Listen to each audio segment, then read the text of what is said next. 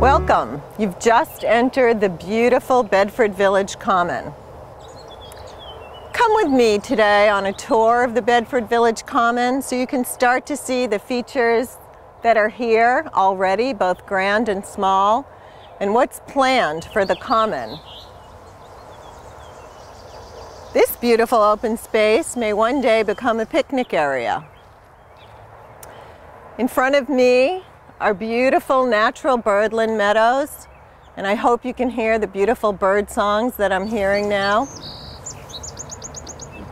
Hi, I'm Deb Sklar. I'm a member of the Bedford Village Common Committee, and with me is Janine Prokopis, a longtime volunteer for the park and our vice chair of the committee. Come with us as we tour the park. We're excited to show you what's being planned and what's already in.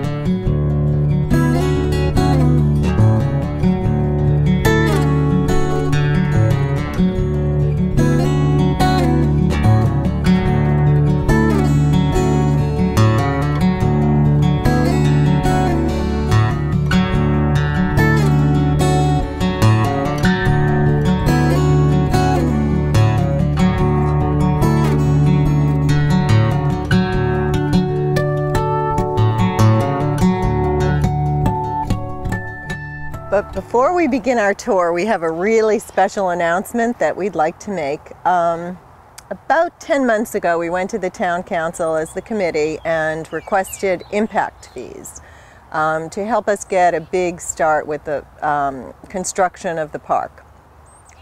And what are impact fees? The impact fees are a fee that a developer pays to the town of Bedford to compensate for the impact of having more people come into our town and to build recreational activities for those people.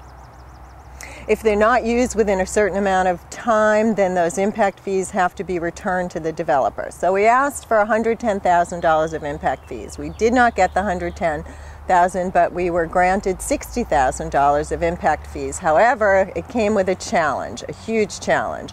And that was that the committee had to raise from private sources $60,000 before it could use the impact fees. And the really exciting news is that we have matched the $60,000 and it will be released to us to use in the park. So we want to thank everyone for helping us do that. Our former members of the committee, Jim Scanlon and Michelle Moore, kudos. Your help was enormous in reaching this goal. Our town council reps, Mike Isbicki and Bill Dermody, thank you so much for all your support and wisdom and counsel. And most especially to all of you. The hundreds and hundreds of contributions that we have received have been just heartwarming. And you'll see what they've already done in this beautiful park that will belong to all of you. I'm standing on the driveway of the Bedford Village Common. Behind me is Bell Hill Road, and in front of me as I'm walking towards it is the library. To the south is Route 101. This whole area is within the historic district. The library, the town hall, the Presbyterian church, and now this wonderful piece, the Bedford Village Common. So we're in the parking lot now, and it has room for about 28 cars. And to my left is the library. Now here we're going to have a connecting ramp from the library's parking lot to this parking lot. There's an elevation change of about 5 feet. So to accommodate that, we're proposing a pedestrian ramp. It will be a very gradual ramp with platforms and another gradual area down to that elevation. So people of all ages, abilities will be able to park here and easily maneuver down to the other parking lot. And then over here, we're going to have an exciting entrance area of a little courtyard and another very wonderful feature that the Garden Club is giving to the Bedford Village Common. On behalf of the Bedford Garden Club, to celebrate our 75th anniversary, we are donating a pergola to be installed at the entrance of the Bedford Village Commons. The pergola is constructed of cedar. The dimensions are 7 feet wide, 12 feet long, and 9 feet high. The pergola has 6 columns and a decorative cross beams, and it will be professionally installed. And we are planning on installing gardens that will be maintained by the Bedford Garden Club. Along with the pergola, the Garden Club will be installing a ornamental planting bed in this area, weeping tree and seasonal flowers. Growing on the pergola will be some flowering vines. And leading into the pergola is going to be an entry courtyard constructed of tributary pavers, enhanced again with ornamental plantings. And this will serve to connect the ramp from the library parking lot, the parking lot in from Bell Hill, and lead visitors to the park through the pergola. In 2005, the Bedford Women's Club celebrated their 100th anniversary, and we dedicated a granite bench to the town of Bedford. The home that we've decided to put the bench is now the new Bedford Village Commons. We've selected a site along the pathway, just to the right of the path, just before you cross over the bridge into where the proposed gazebo is going. This area we selected because it's almost a natural outside room, and we would like the bench to be the focus of this garden room, which would allow people to sit on it and reflect and enjoy nature in the surrounding areas. There is a natural or an old stone wall that we would like to use as our backing. There's already some wild honeysuckle in the area, which we will keep.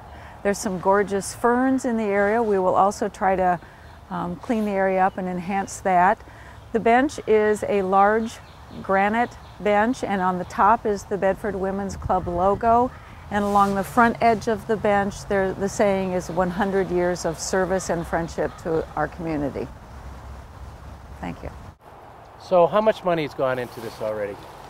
About 150? So far, about $160,000. Just on the landscaping. A lot of it was engineering, wetlands approval, wetlands work, a lot of engineering. Well, there's so many hidden costs that people aren't aware of. It's amazing. All the buffer plantings, the driveway, the parking lot itself, There's the some fence. Buffer plantings for this, you know, for the nursery school that's Yep. back there. The fence that surrounds the perimeter, both of this area and the western. That's not a lot Eastern of money side. when you talk about you're starting with raw land and you're trying to build a park. That's true, because It there's a really lot of isn't. trees in here. I mean, I can remember when there's trees and just overgrown brush, right? It's so much more money than you ever would expect, Yeah. until you start to think about the fact that you're really creating a park from a wood. You have to start creating the park from nothing, from a wooded area. This is natural. This is the gift of this park. Yeah, this was here. This area. These winding pathways are beautiful. I know they're fully handicapped accessible, which is great, and they're still waiting for steel edging around them. So far, the cost for the pathways has been around $46,000, which is hard to imagine. I also want to point out the natural wetlands, which are beautiful and which the committee has taken great strides in preserving. And in order to do that, we've had to put in all the silt fencing.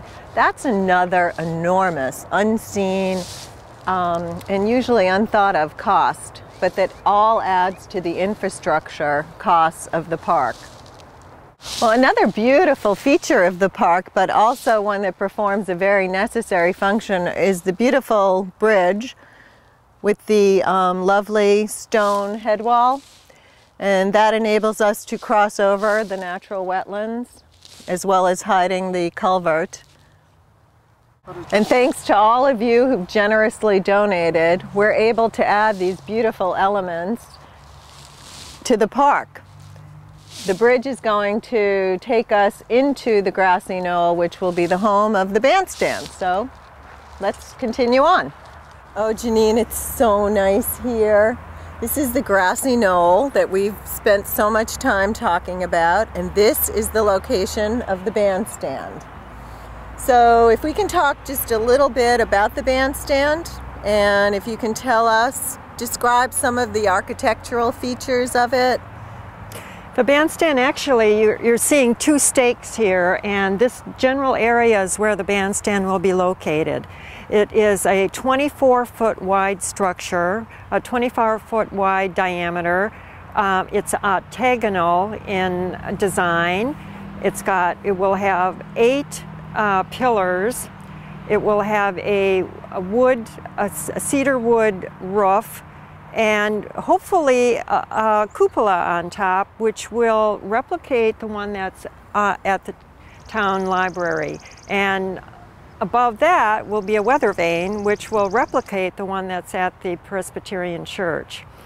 The 8-sided figure will be closed on 4 sides with balusters and a railing. And on the other 4 sides, it will be like two steps, so that it invites the people into the bandstand. We're hoping that the materials will be composite materials, so that there's very little upkeep on this structure. So there will be a composite floor. The ceiling will be wood because that's not exposed to the elements.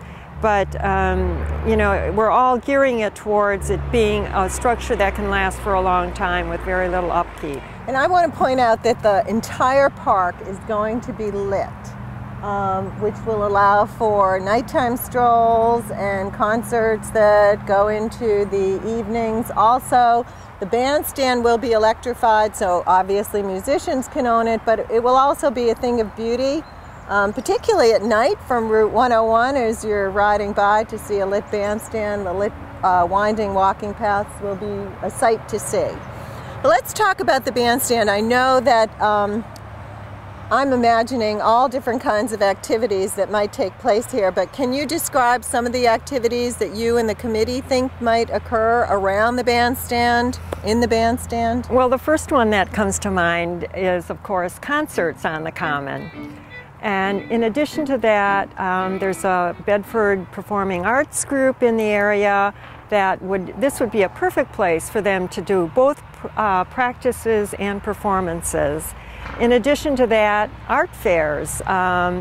We could have various ceremonies, weddings, maybe Boy Scout, Girl Scout ceremonies, reading groups, family reunions.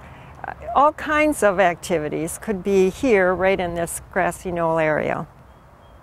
What I like about the park is that it's going to be a place where people come for special events, but it's also going to be a place where people come just to be, to take a lovely stroll, to sit on one of the many benches that are going to surround the perimeter of the park, read a book, chat with a friend, come with a family, have a picnic, come with a group of friends, play frisbee.